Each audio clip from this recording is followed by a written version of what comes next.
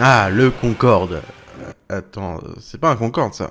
À l'occasion du salon du Bourget de 1973, on présente un tout nouvel avion, fruit de nombreuses années de travail et de collaboration entre les ingénieurs français et anglais, le Concorde. Mais au même moment, un autre appareil prend son envol au-dessus du salon, cette fois-ci soviétique. Développé en même temps dans le plus grand secret, le Tupolev 144 semble être la copie conforme du Concorde. Et forcément, tout le monde se pose la même question au salon. Comment cela est-il possible ? Curieux hasard, limitation technique, ou alors s'agit-il d'une histoire d'espionnage industriel, pour le compte de l'URSS, alors en pleine froide. C'est ce qu'on va tenter de découvrir aujourd'hui. Mais avant ça, revenons dans les années 50. Alors que le bloc de l'Ouest et le bloc de l'Est essayaient d'imposer leur suprématie, cette idéologique se traduisait également par une course technologique. Et non, je ne parle pas de la course à l'espace. La course supersonique a d'abord démarré à 3. Les Américains avec leur Boeing 2707, oui, eux aussi ont essayé d'avoir un avion de ligne supersonique. Le couple franco-britannique qui a donné le mythique Concorde. Est-ce qu'on sent que je suis pas objectif ? Et les soviétiques avec le Tupolev 144. Les Américains se sont sabordés eux-mêmes avec un coût exorbitant de conception pour leur avion, ce qui fit tomber à l'eau assez rapidement leur projet de voir un jour un avion de ligne supersonique fabriqué aux États-Unis. Il ne reste plus alors que les Européens et les Soviétiques dans la course. Ce qui, on va pas se mentir, a bien fait rager les Américains, qui se voient alors exclus de cette course technologique. Les Français et les Anglais travaillent ensemble pour développer le meilleur avion qui soit. C'est ainsi que le 2 mars 1969, le Concorde, avec un E, s'envole pour la première fois. Ah non, mais parce que pour l'anecdote, outre les problèmes techniques pour concevoir un tel engin, les deux vont se battre pour savoir si le Concorde prend un E ou non. Les Anglais le voient sans et les Français avec. De Gaulle en personne ira même jusqu'à troller les Anglais, en l'écrivant avec un E, alors que le choix du nom n'était toujours pas définitif. Mais bref, cocorico, on a gagné, le Concorde portera finalement un E. À l'est, le projet semblait pourtant mal parti.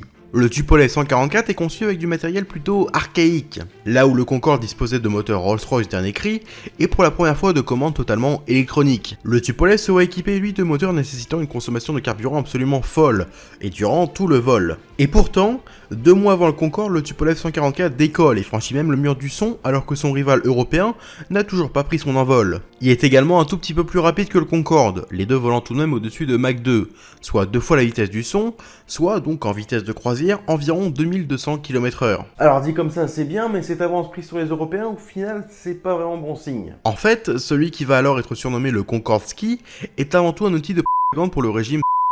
Sa construction a été précipitée et bâclée. Lorsque le projet du Concorde fut découvert par les Russes, Khrouchtchev demanda qu'on construise la même chose en mieux et plus rapidement. Mais du coup ça a causé tout un tas de problèmes.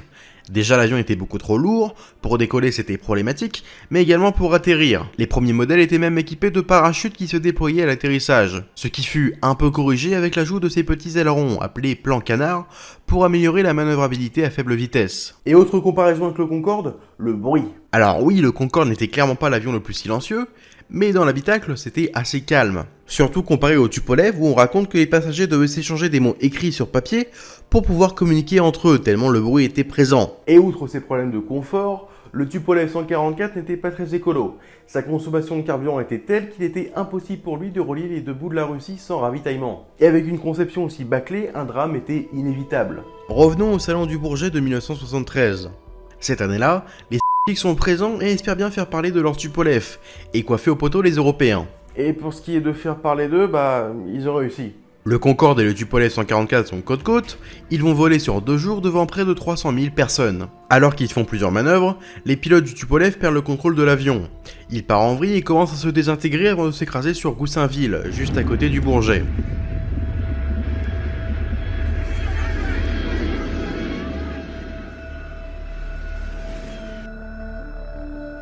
Plusieurs maisons étaient détruites ainsi qu'une école, et comme c'était dimanche, elle était vide. On compte 14 morts dont 8 personnes au sol, et ce va révéler au monde la fiabilité plus que discutable de l'appareil. La boîte noire est récupérée par les soviétiques puis envoyée à Moscou. Les causes du sont restées secrètes pendant longtemps avant que l'on découvre la vérité. Pendant longtemps, les Russes ont rejeté la faute sur un avion de chasse Mirage 3 français, qui se serait trouvé sur la route du Tupolev, ce qui l'aurait obligé à changer de trajectoire brusquement. Sauf que l'on sait aujourd'hui que la faute revient aux pilotes russes, qui ont à tout prix voulu concurrencer le Concorde avec des manœuvres impossibles pour l'appareil, ce qui a inévitablement conduit au drame. Mais ce soulève à ce moment d'autres questions. Ah, c'est un peu un copier-coller du Concorde. Bon alors oui, je sais, en même temps, il n'y a pas 36 façons de faire voler un avion supersonique, notamment via la forme de l'aile dite Delta. Et il faut bien admettre qu'il y a un truc. Leur avion n'était même pas capable de freiner correctement, mais ils ont quand même eu l'idée du nez qui s'abaisse pour permettre une meilleure visibilité. Alors forcément, les théories ont commencé à circuler. Oui, il y a bien eu espionnage industriel. Et devinez de chez qui ça vient? Cocorico, encore une fois, de chez nous. Enfin, la France, quoi.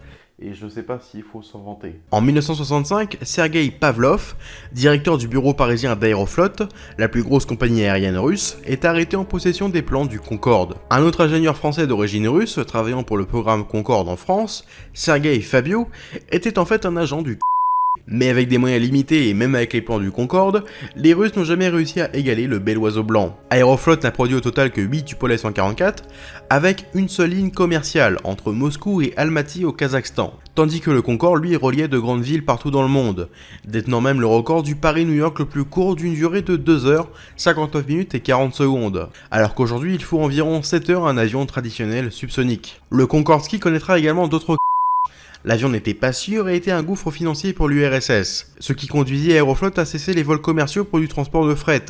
Mais après un autre crash, tous les vols seront suspendus. Aujourd'hui, il ne vole plus et sa place est dans les musées, au même titre que le Concorde. Car même si l'aventure pour ces deux avions fut passionnante, les vols supersoniques ont été un échec pour les deux camps. Car il faut voir les choses en face, c'était beaucoup trop cher. À l'ouest, un billet pour le Concorde coûtait 5 à 6 fois plus cher qu'un billet normal. Ces avions transportaient peu de passagers, consommaient énormément de carburant, demandaient beaucoup de maintenance, et au fil du temps, surtout pour le Concorde, il fut interdit de survoler les terres à cause du bruit, se cantonnant uniquement à des vols transatlantiques. Mach 1 top. Mach 1 top. Mach 1. Ah, il vient de passer Mach 1 là.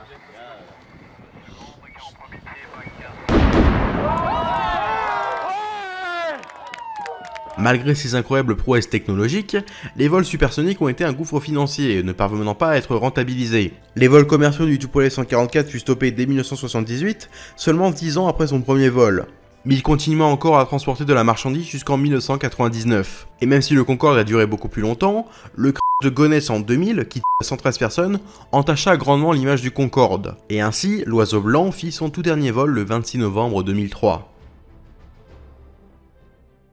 Merci d'avoir regardé cet épisode, j'espère qu'il vous a plu. Pensez au like, aux commentaires, vous abonner, allez me soutenir sur Utip, me suivre sur Twitter ou encore Instagram.